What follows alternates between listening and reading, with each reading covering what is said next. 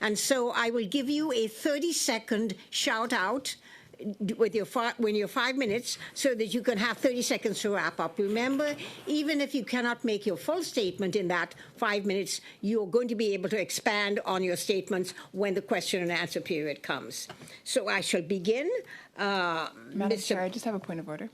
Yes, sorry. Yes, Ms. Thank Thomas. you, sir. Just very quickly before we jump in, I just want to confirm, Ms. Catherine Tate has been asked to come to this committee and testify. She's been putting us off for a little while now. I'm just curious, is there a confirmed date as to when Ms. Tate will be appearing here? Yes, I think there is. The clerk will tell us. May 7th. Thank you. Okay, thank you. Now, Mr. Bibic, for 5 minutes, please, begin. Merci, Présidente et membres. Thank you, Madam Chair and members of the committee. Month prior to the committee rescheduling our meeting, so I'm glad we're having this important conversation today. Since Bell acquired CTV in 2011, the global media industry has drastically changed. The industry is in flux due to technological disruption, changing viewer habits, shifting advertiser demand, and vigorous competition from foreign web giants who are not subject to the same costly regulations as Canadian broadcasters. Half of all households will not subscribe to traditional TV in 2026. Meanwhile, streaming revenues, already in the billions, rose 14% last year and will increase by an additional $500 million this year, disproportionately benefiting foreign web giants. Audiences now expect around-the-clock access to news, and media companies have had to adjust. Some have sought to distort the facts about Bell's restructuring, and we should all agree that facts matter, so here are some important facts. One, Bell continues to invest in news and media. Since I became CEO in 2020, Bell Media has invested more than $1 billion in capital to better serve our viewers, not to mention the additional $22 billion invested in world-leading wireless and fiber internet networks, among other customer enhancements. And this is on top of the almost $1.7 billion a year we invest in content.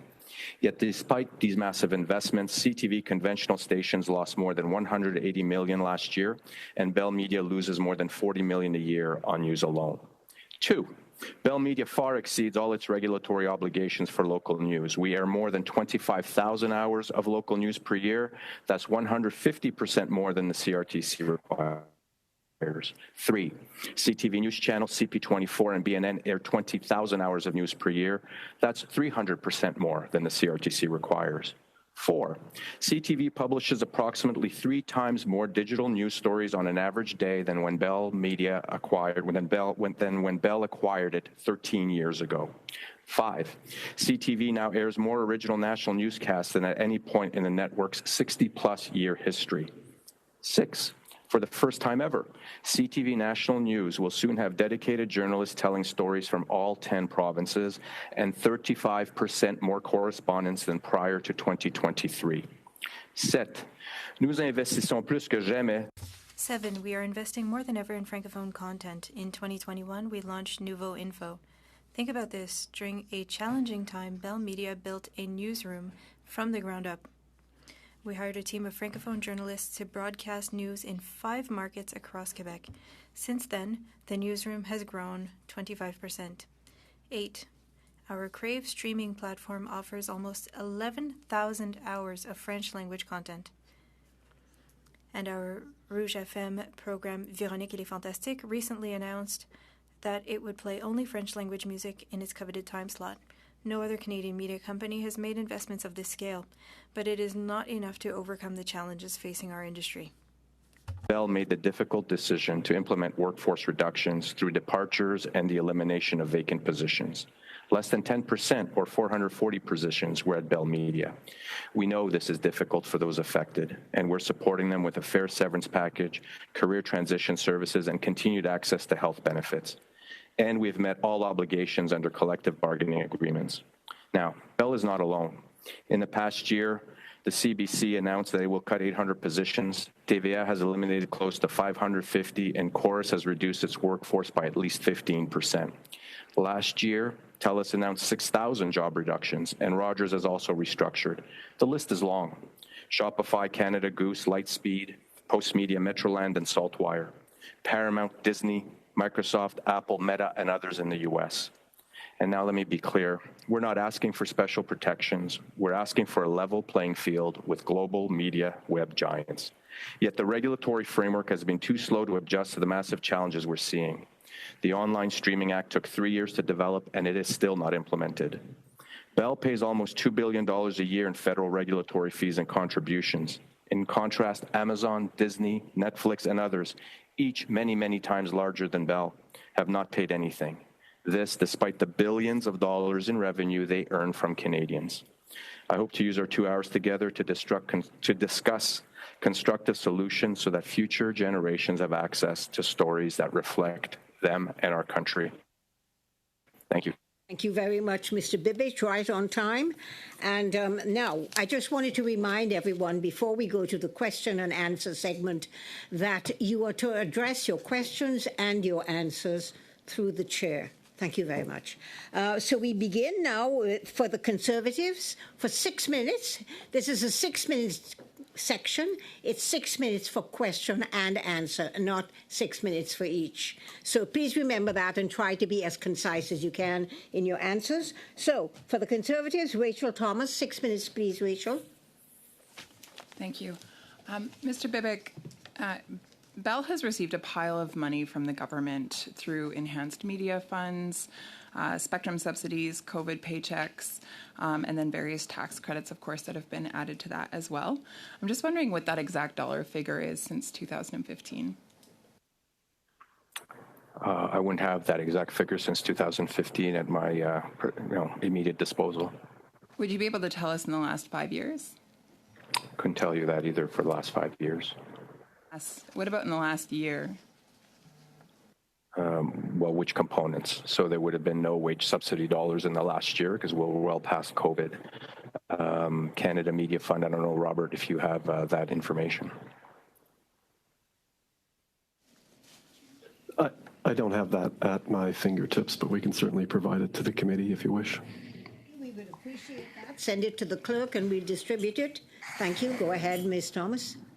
That would be great. Just to clarify, so I'm asking for the total dollar amount that's been received from the federal government of Canada since 2015 and that be tabled with the committee. I'll just highlight a few that I found. Not everything is disclosed online, but I did discover through poring over documents that Bell has received over $260 million in spectrum projects, $122 million in pandemic subsidies, even though you performed actually at your best during that time. And then a healthy portion of the $600 million media bailout. So there's hundreds of millions of dollars that has been given to Bell. And yet here we are discussing the cutting of 6,100 jobs between June 2023 and February 2024. I find that rather rich. Now, tell me, how much is Bell Media worth? Oh, there's no current valuation of Bell Media as a separate entity within the BCE, within all of BCE. Now, in terms of, I'd like to address some of these issues in terms of. I'll just clarify, well, Mr. I'd like to clarify. Please, order. I wasn't. You want to asking, clarify your question, thank you, yes. Ms. Thomas? I'll just clarify. I wasn't asking about Bell Media. I was just asking about Bell. How much is Bell worth? Oh, we could look at the market cap of Bell today. If you're asking about the market cap of Bell today, I'm sure while we talk, Robert can dig that up in 10 seconds. I'm sure he can. I'm sure he has it right now. Yeah. Yeah. But that's a function of the share price at any given minute. So the market capitalization of Bell is different now than it was an hour ago. Okay. Do you think that it's in the range of like 10 billion? Well, the market capitalization is significantly higher than that, but again, it's decreased significantly, unfortunately, in the last couple of months, given the share price. 20 well, billion? Rob will have the number. I'm just curious. Maybe you can just tell me if I'm getting warmer. 20 billion? Sorry, I was having trouble with my microphone. The current market cap of Bell is about $40 billion. Thank you so much. So Bell has a worth of about 40 billion with a B, $40 billion. This is a company that is worth $40 billion, has received hundreds of millions of dollars in government handouts, which, let's be reminded, are taxpayer dollars. And yet, this is a company that just laid off 6,100 of those taxpayers. Is that justified? Okay, may I now answer all these questions? There were several there. So having Canadian companies, Mr. Bibick, there's just one question. Having strong Canadian companies is a fundamentally good thing. I think Ms. Thomas is trying to clarify the question. Well, Chair, if there was, Thank you. I've not yet had an opportunity I've not yet had an opportunity to even provide one sentence of an answer. So I'd just like an opportunity to comment. Question, she said, and not three. Mr. Bibick, you're right. You actually have answered with a few sentences. You said, I don't know, about 5 different times, maybe 6 different times. So I'm hoping perhaps you'll know the answer to this question, and that is it justified that you just laid off 6,100 employees in the last 8 months when you have received hundreds of millions of dollars from the federal government, and it is a company worth $40 billion? I would think that we'd want strong Canadian companies that can continue to employ tens of thousands of Canadians. We employ 40,000 Canadians with good paying jobs. We are right now faced with an economy where we have difficult foreign exchange with the U.S. Most of our inputs are in U.S. dollars. The costs of inputs are increasing.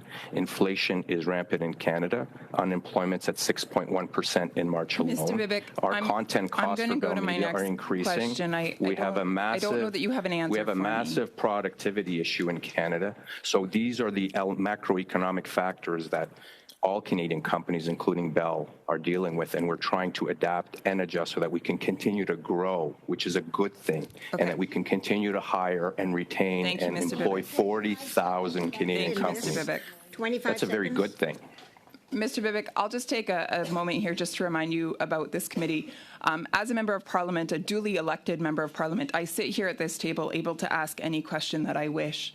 And your job is to answer those questions, not in a way that you wish to answer or to make the spiel that you wish to put out there, but rather in a factual manner.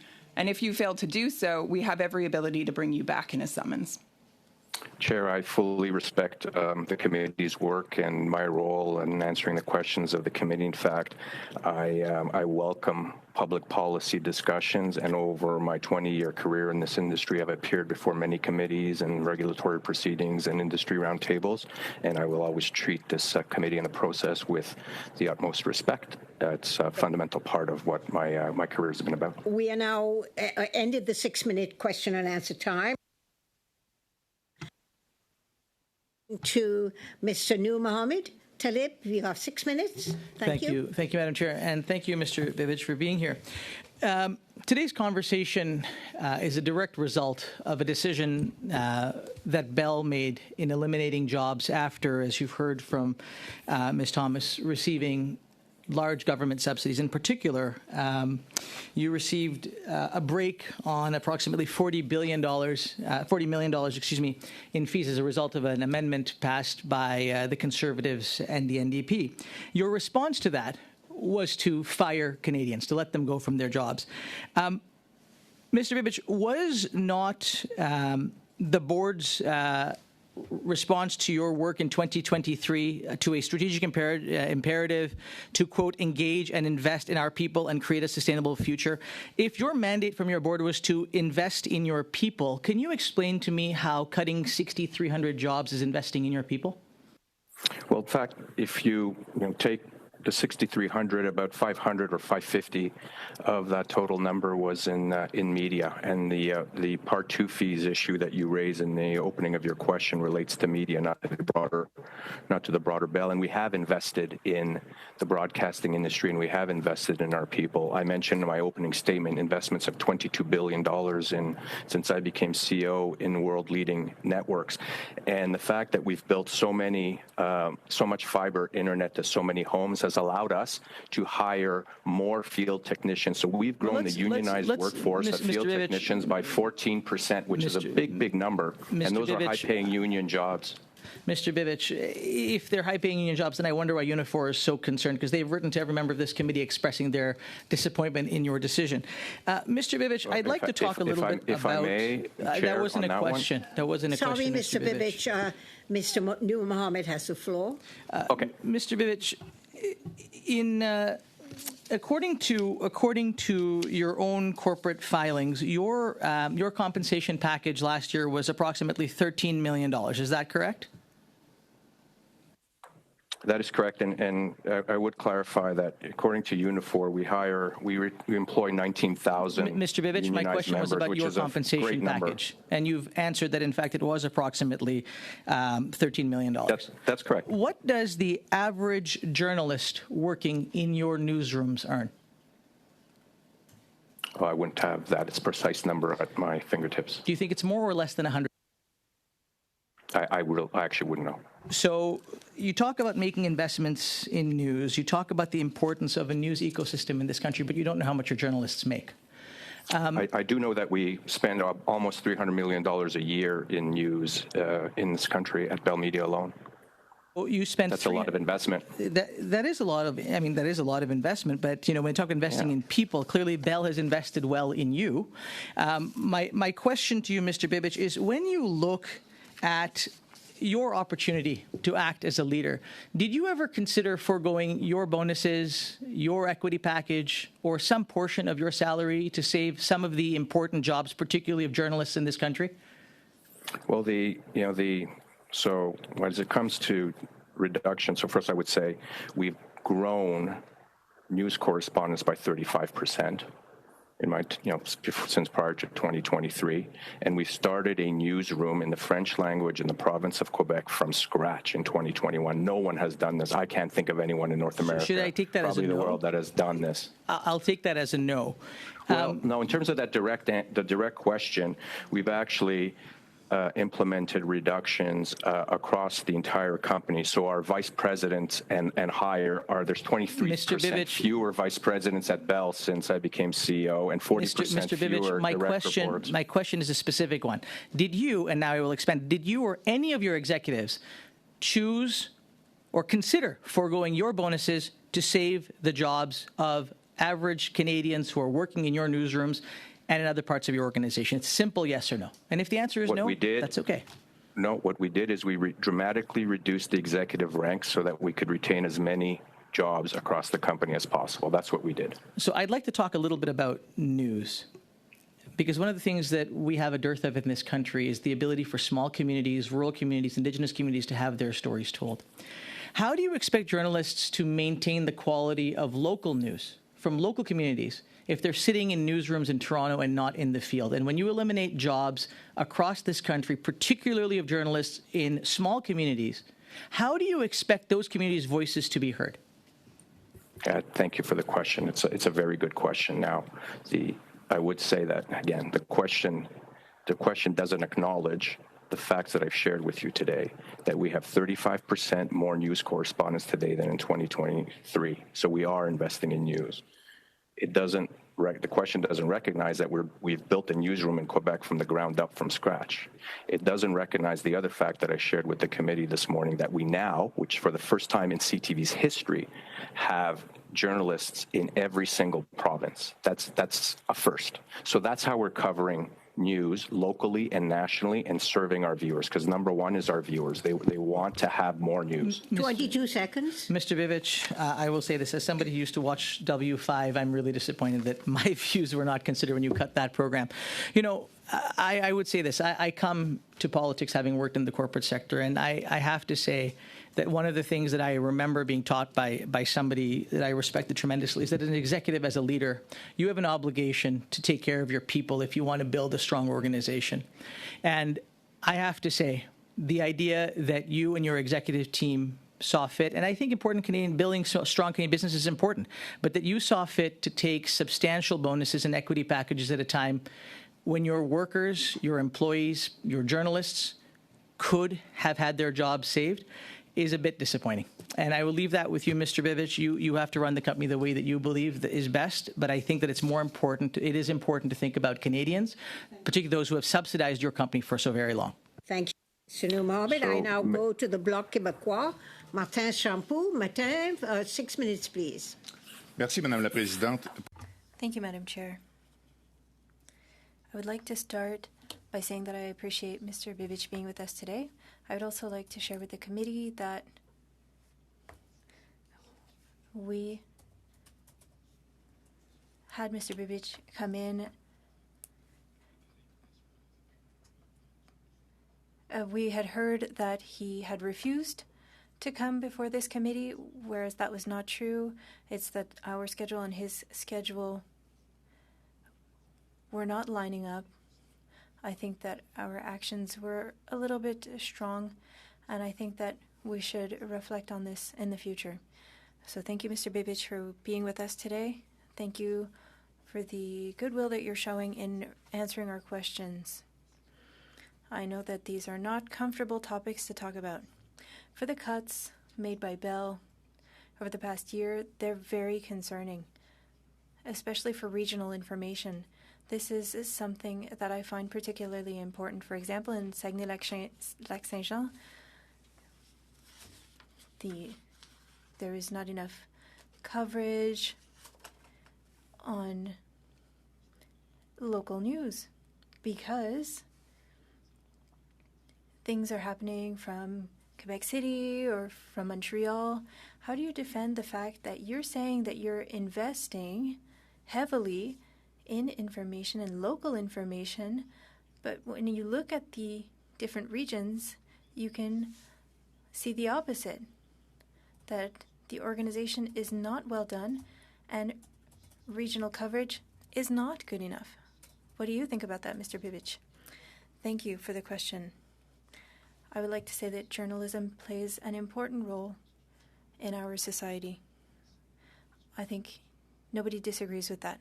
And that is why in 2021, I made the decision to start Nouveau Info, to start the newsroom from the ground up to serve Quebecers in Audible.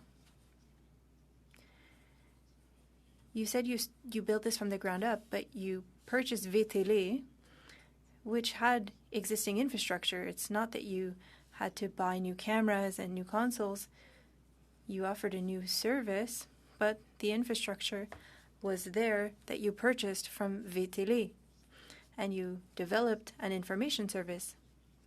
And at that time, you were covering the regions well, but recently, even with help from the CRTC, we've seen cuts in the regions, but specifically in Quebec regions, and that is something people find concerning. À bâtir un service. Nouveau Info diffuse plus de 3. Nouveau Info publishes 3,000 hours, and over 300 are local news hours. We take this seriously. They've hired about 80 people. That's 25% more than when we created the service. And so it's a newsroom that is growing. And so we give our journalists a mandate to stay relevant to the viewers and to reflect the regions that they cover. That's how we are going to serve Quebecers throughout the province. But Mr. Bibic, I would invite you to listen to what people in the regions are saying, because it's great to have news hours, but sharing news from one city to cover other regions is not adequate. I think that you should listen to the concerns from regions. They are real, and we need local information. It's essential, as you know, and we're losing that. And democracy is suffering from that, and you need to keep that in mind. I would like to come back to the most recent budget cuts from the start of this year. I know that there are cuts in different sectors at Bell, but I would like to know what proportion impacted customer service at Bell. I don't have the exact number of positions in customer service, but we have improved our customer service significantly. I'm very proud of the team, and you'll be able to see the data from the Complaints Commission, and the data shows that year after year, Bell is the most improved. And it's thanks to the great work done by the team throughout the country, so 12 million team members.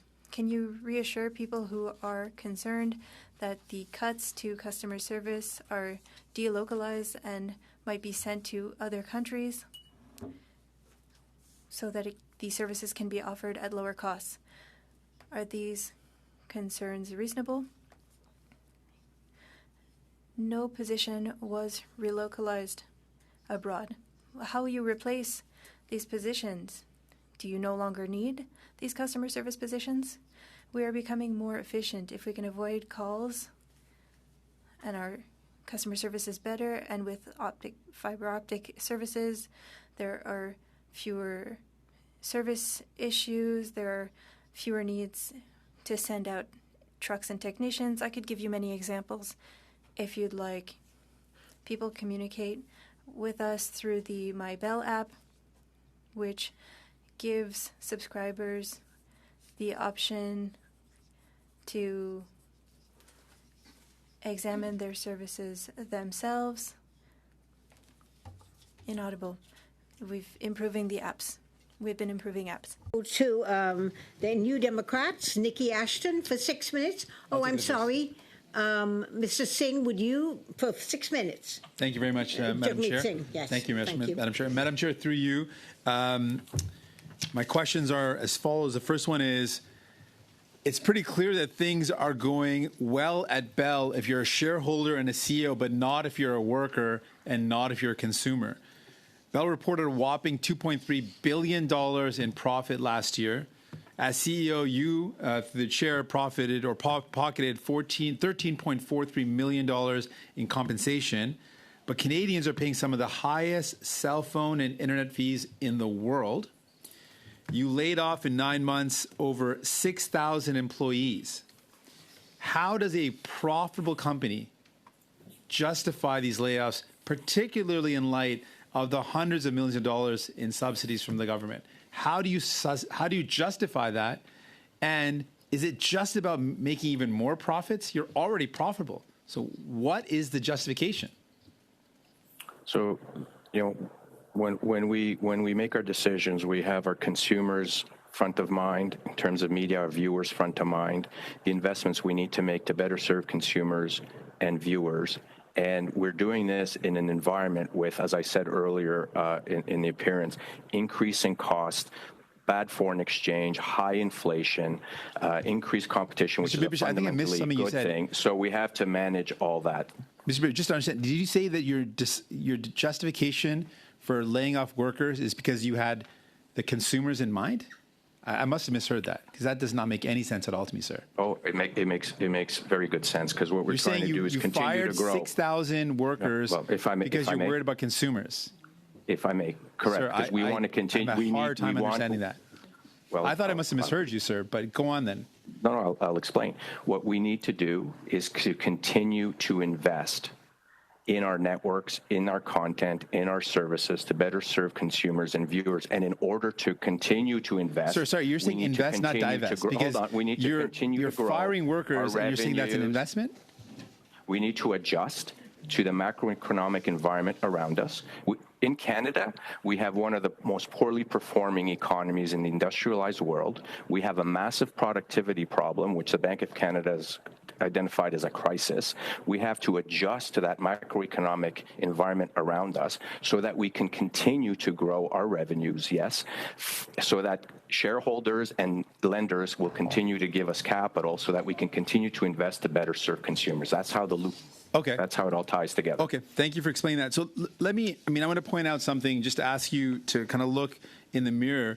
You tried to blame the government by saying the government didn't act fast enough, didn't help your company fast enough. I want to outline some of the choices you made, because I think this is really a choice. I don't agree that this is something you had to do. You chose to give $3.71 billion in dividends to shareholders. You chose to buy back stocks for $140 million in 2023. You pocketed a staggering 42% pay increase from 2020 to 2023. You could have chosen to prioritize workers with that money. You could have chosen to give consumers a break and make it more affordable for cell phone and internet fees, particularly at a time when people are struggling with the cost of living, but you chose greed. How do you justify that?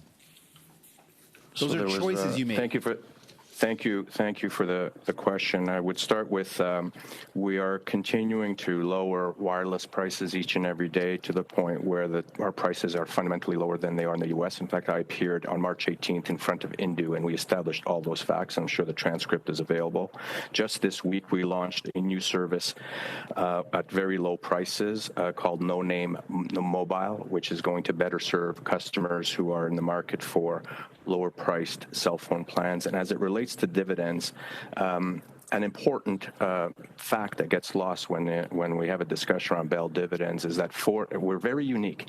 46% of our shareholders are individuals who rely on that dividend, and about 70% of employees at Bell are also shareholders. So that's very unique.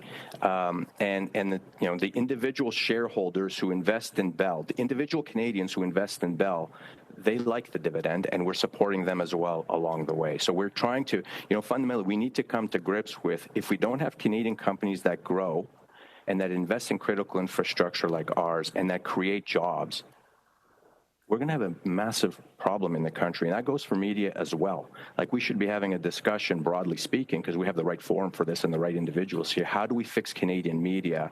Because without a Canadian broadcasting system, there will be no news, except maybe the CBC. Thank you. And we need to figure out how to keep Canadian news alive. And I'd love to have that conversation as well with the honourable members.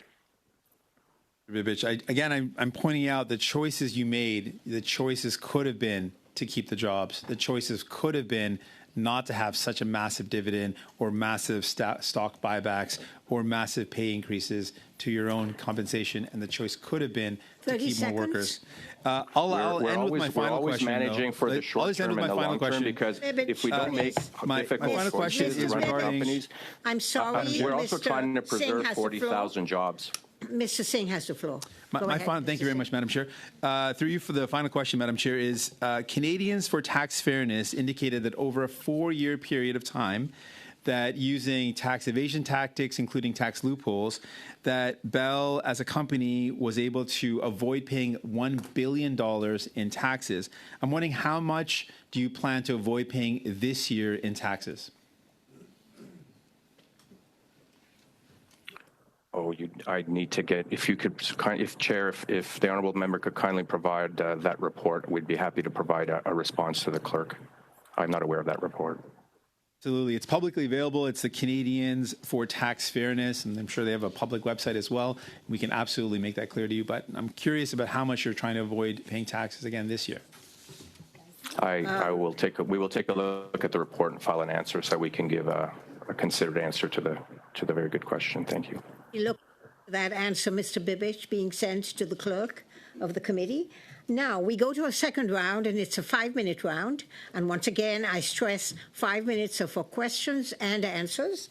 And I'm going to go to the Conservatives for Rachel Thomas for 5 minutes, please, Ms. Thomas. Thank you.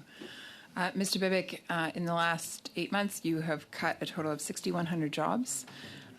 In February, just a couple months ago, there were 4,800 jobs cut.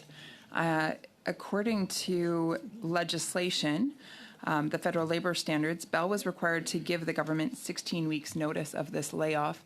I'm curious as to whether or not that was given.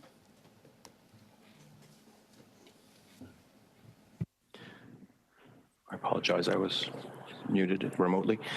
We complied with all legislation as it relates to the actions that were taken with respect to the positions in question. Okay, so I just want to confirm then, you gave 16 weeks notice that these layoffs were going to take place in February? No, we complied with all requirements as it relates to the process by which we are permitted to reduce the positions in question. I understand. So according to the federal labor standards, you're supposed to give a 16 weeks notice or seek an exemption. Which one is it? We complied with all the requirements with respect to federal labor laws in this respect. Right. So I'm just curious, did you seek the exemption or did you give the 16 weeks notice to the government? No, we complied with all requirements that we were imposed under federal law. Mr. Bibick, is there a reason why you're evading the question? There's only two choices here. You either had to seek exemption based on the code, or you had to give 16 weeks notice. Which one was it? Robert, do you have a precise answer to that? Yeah, thank you for the question. Mr. Malcolmson, go ahead.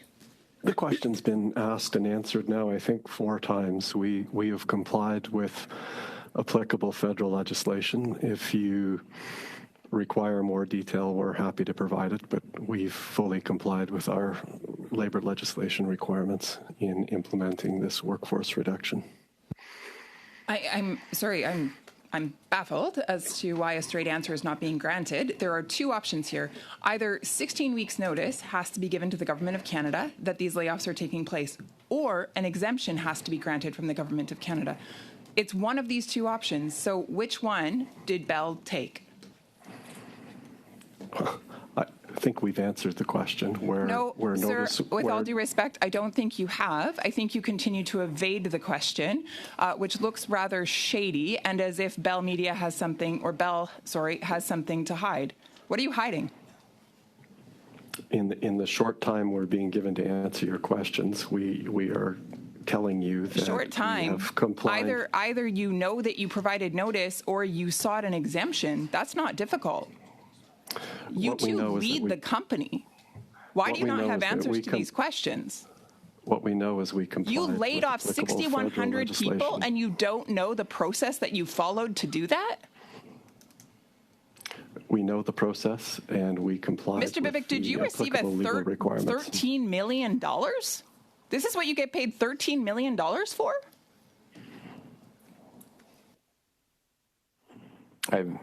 To the honourable member, we've answered the question. There's actually... Mr. Bibick, you have not been able to answer a single one of my questions directly today. Ms. Thomas, we complied with labor legislation. We gave the requisite notice, and we've complied. So you asked the question, we gave the notice, we're compliant. You have two choices. Either you gave 16 weeks notice or you sought an exemption. We gave a notice, as I just said. You gave notice 16 weeks ahead of time. We gave the requisite notice, yes. So 16 weeks ahead of time, you gave notice to the government that you were going to lay off 4,800 people.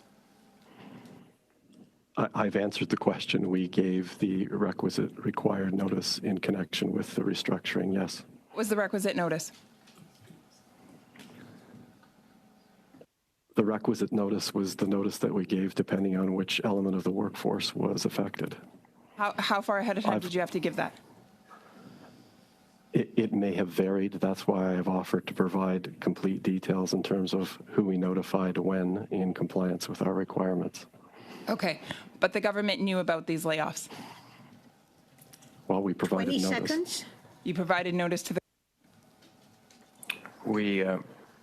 We gave notice and provided the minimum salary of 16 weeks, so we were fully compliant. Why did it take me 5 minutes to get a straight answer?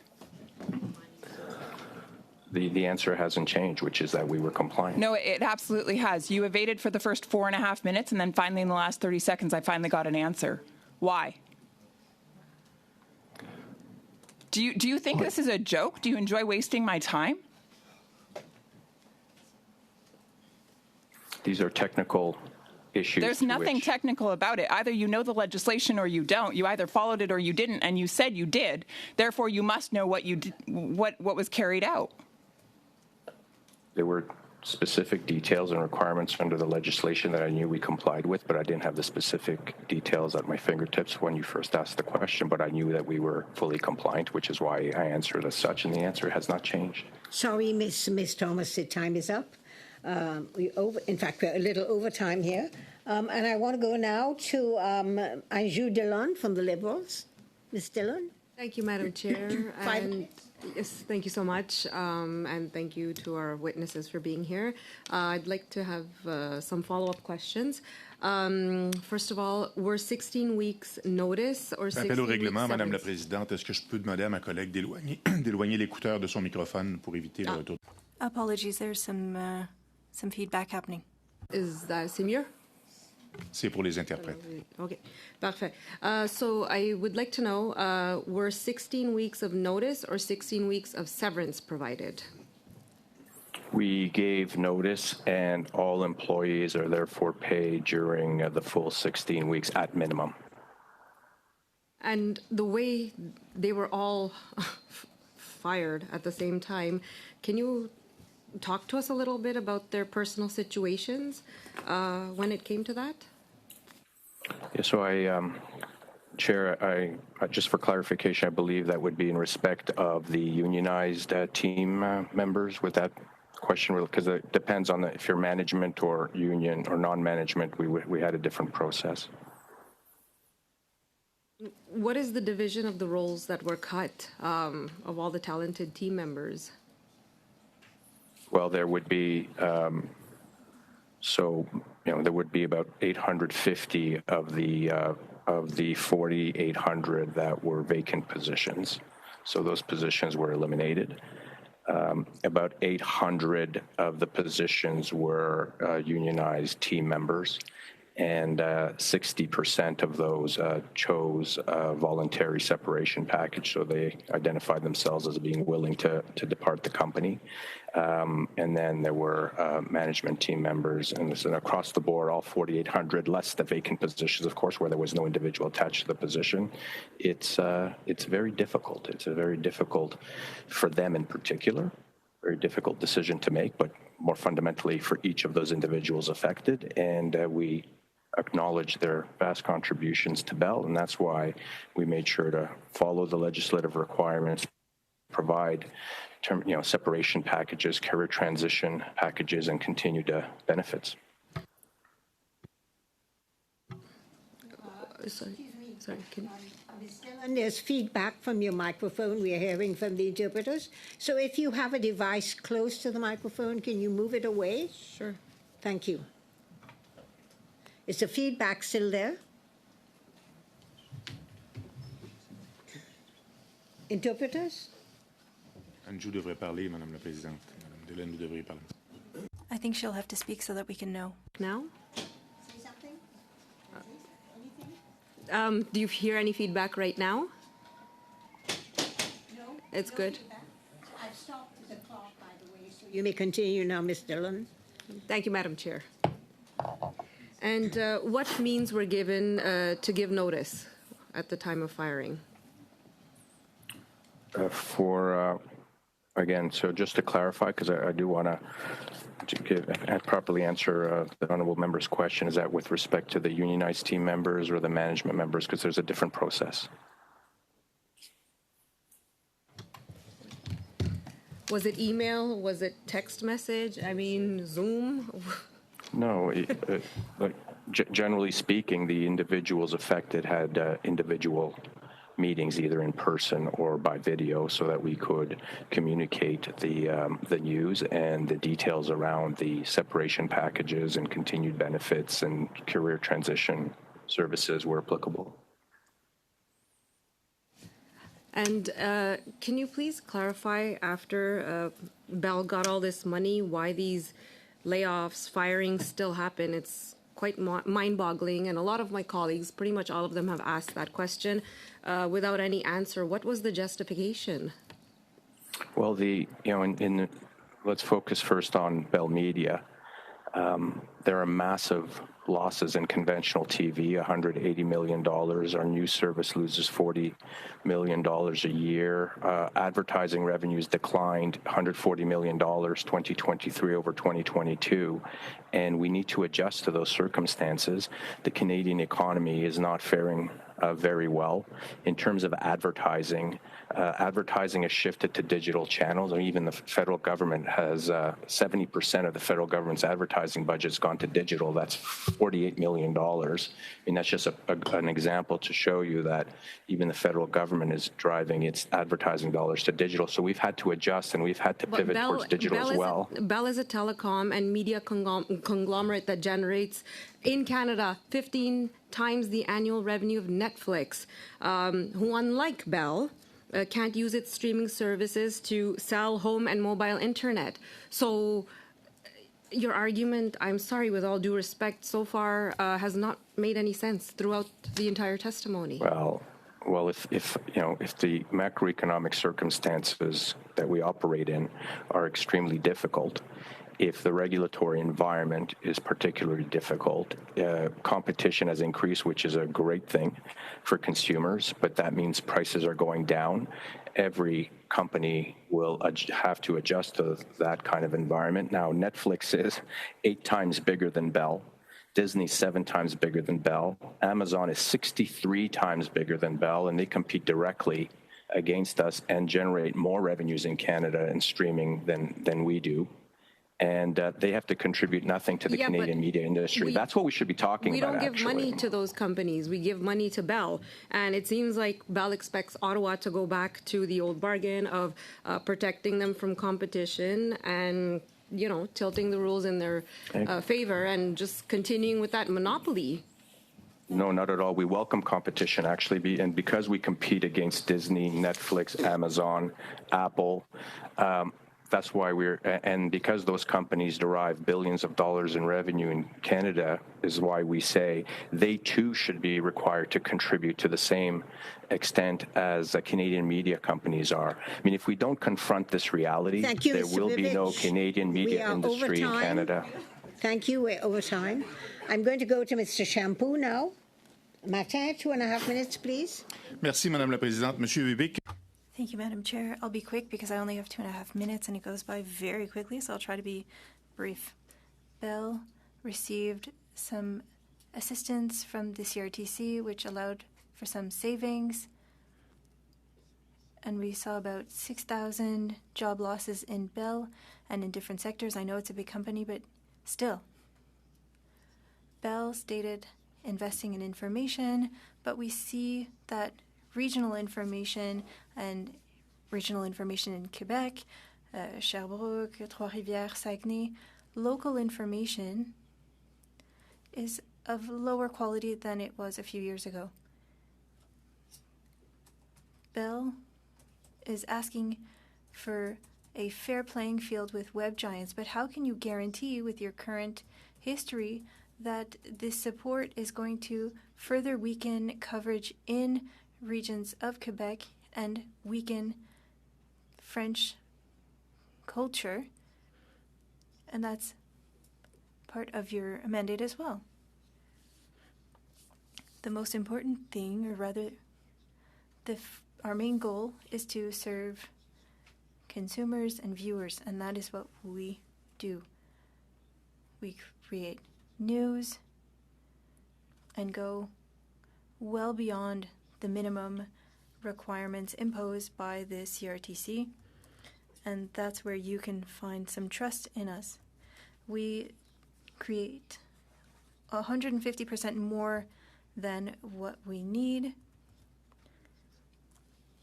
We have created, as I mentioned, Nouveau Info, a service in Quebec. We started this from the ground up, and we have bilingual service. I'm hearing your accomplishments, and I've heard your lines, but what we're seeing concretely, when you say that you're doing more than what is required, it would give the impression that because regions are not well served, well, then perhaps regulation needs to be strengthened to force you to do more, because we want the regions to be better served than they are now. That's what I would like you to say. It's true.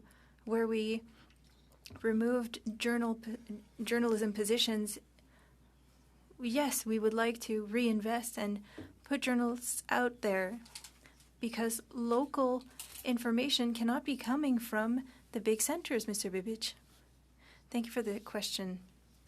The ecosystem has been shaken in Canada and North America, and we need to level out the playing field and force those operating in Canada, so the web giants, to contribute to the ecosystem in Quebec and in Canada, and that's how we will ensure proper news coverage in the regions. Bitch, thank you. And I now go to Nikki Ashton for the NDP for 2.5 minutes, please, Nikki. Thank you, Madam Chair. I think we've seen on full display here the extent to which corporate Canada is disconnected and frankly arrogant. The sheer audacity to come before this committee, complain that refusing to show up until the end of May isn't avoiding accountability, and then insisting that more support from government is necessary while millions of Canadians are struggling and thousands of your workers are laid off, boggles the mind. But let's take a moment to look at the facts, not the ones on the Facts Matter website combating fake news. And I have a copy here, especially point number 10, directed at us, members of the committee, clarifying why you told us it would take almost three months for you to show up here.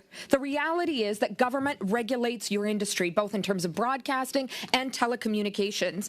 And this committee oversees that work. We were clear, and we have been clear, that you needed to be here much sooner. So let's get to the main issues of today. Over an 8-month period, Bell eliminated 6,000 jobs, including February's announcement of 4,800 job cuts. At the same time, you announced an increase in dividend checks for shareholders. You claim that Bell was forced into the decision to fire so many workers because the federal government has been slow to deliver help. You've been quoted as saying, "We continue to face a difficult economy and government and regulatory decisions that undermine investment in our networks, fail to support our media business in a time of crisis." A time of crisis. Where I come from, a crisis is wildfires, is thousands of people losing their jobs, kind of like the ones that used to work for Bell Media that you fired. Who's in crisis, Mr. Bibick? You, with your millions of dollars of compensation, or the workers you just fired? So, Chair, my pleasure to answer those questions. I keenly wanted to be before this committee on March 19th, and I had committed that. In fact, I would have been in front of Indu on March 18th, and it's the committee that rescheduled my appearance, and I'm here, and I always am eager to have a public policy discourse, as I mentioned earlier. Again, with respect to dividends, these dividends benefit my question is about the crisis. Each and every who's in crisis? Is it you or the workers, the thousands of workers that you laid off? What's undeniable is that the Canadian media ecosystem is in crisis, and one can only need to ask Post Media and Saltwire and print journalism in the country and our direct traditional media competitors. Thank you, Mr. Bibick. I think it would be good to hear from, we've all heard from Bell Media workers that have lost their jobs, and I think it's pretty clear that they're the ones facing the crisis. Your board recently gave you a 20% raise. If you truly feel for the thousands of workers you laid off, would you consider taking 9% reduction in your own salary? As I mentioned earlier, the executive ranks have been thinned out significantly since I became CEO. So because we're always vigilant around costs and around the number of executives we have, and that's resulted in a 40% decrease in compensation. I take that as a no. The direct reports of the CEO. Overtime. Okay, now I go to the Conservatives for 5 minutes. Rachel Thomas. Thank you. Mr. Bibick, I just want to be really clear here. My question is with regards to the federal labor standards having to do with termination, layoff, or dismissal. My question is not whether or not you gave the employees adequate notice, but whether or not you gave the government adequate notice. According to the group termination clause, you must give 16 weeks before the termination of employment takes effect, and you must give that notice to the Labour Program's head of compliance and enforcement, and immediately send a written copy to the Government of Canada. So I'm curious if that was done. The legislative requirements also allow for the giving of notice combined with guaranteed 16 weeks salary continuance, my apologies. So if we give 16 weeks salary continuance, as well as notice, we are in compliance with the federal legislative requirements. So I just want to be clear. You gave notice to the Government of Canada 16 weeks before terminating. If we give notice to the Government of Canada before the implementation of the job reductions, but combine that with a guaranteed 16 weeks of salary continuance to all employees, even those who may not otherwise have been eligible for a full 16 weeks, then we are compliant. So again, I'm just looking for clarification then. You are confirming, one way or the other, just yes or no, did you give the Government of Canada 16 weeks notice before terminating the employment of these 4,800 individuals in February? It is not required that the federal government gets 16 weeks advance notice if the federal government gets advance notice and each employee is otherwise guaranteed 16 weeks salary continuance, even in cases where they otherwise would not be. Mr. Bibick, I have the federal labor standards in front of me, and that is not what I'm reading. You are required to give the government 16 weeks notice or apply for an exemption. I've provided the full answer to the process that we adopted, which is in full compliance with federal legislative requirements. Mr. Bibick, when did you tell the government that you would be laying off these employees? That I don't know. But you just said that you're in full compliance. How can you be sure of that? Because I know we gave the government notice, and I know that we guaranteed each employee 16 weeks of salary continuance, even in cases when they otherwise would not have been eligible for it. Mr. Bibick, I understand that you're treating this as a bit of a game and mincing your words. I'm just looking for a straight answer. You said that you gave the government notice. Perhaps you can call on your colleague if you need some assistance here. When was that notice given? Why don't we, if we may, Madam Chair, provide an undertaking to provide that information to the committee in writing so that you have the fulsome explanation in front of you? Your questions are important, but in the time permitted, it's difficult to answer them. With all due respect, you're welcome to table a lengthy reply and nuance your words. But in this moment, I'm just asking for yes or no. Was 16 weeks notice given to the government? You seem to be indicating yes. And so I'm curious then, on what date was that 16 weeks notice given? So that's not what I said. I said that if an employer commits to providing 16 weeks salary continuance, then the 16-week advance notice to the government, you can follow a different path than the one that the honourable member has outlined. But we did give notice to the federal government. I just don't have the specific date at my fingertips. We gave notice on February 8th, Madam Chair. Thank you. That didn't seem so hard. Bravo. All right. February 8th, the government was given advance notice that you would be laying off 4,800 people from Bell Canada. Thank you. I very much appreciate that. Now, you're telling me then that that notice was given on the exact same day that the public found out. But again, according to the labor standards, notice is supposed to be in advance. Why was it done the day of? Well, two things. Go ahead, Rob. I'm sorry, we've given the answer. We provided the notice in compliance with the legislation. We're happy to provide more details if you require more details, but the question's been asked and answered repeatedly. It hasn't, actually. I just found out less than a minute ago that you gave notice on February 8th. That's the same day that it was publicly declared that these individuals, these 4,800 individuals, would be fired. That's not exactly advance notice, which is what's required under the federal labor standards. Why wasn't advance notice given? We've provided the answer to that. There's a path, which is if you guarantee salary continuance for 16 weeks, that is a path even where the employee otherwise would not be entitled to 16 weeks. The second point is that while we gave notice to the government on February 8th, those job reductions then all take place on February 8th, all at the same time. Thank you, Ms. Thank you very much. We're over time.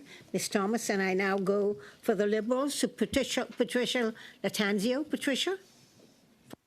Thank you, Madam Chair. My questions, I'm going to take you a little bit in terms of questions with regards to the fees. the Part 2 fees, to be specific. So for how long did Bell pay the Part 2 fees to the CRTC? Mr. Bibick? I'll answer that if you don't mind. We paid Part 2 fees from the date upon which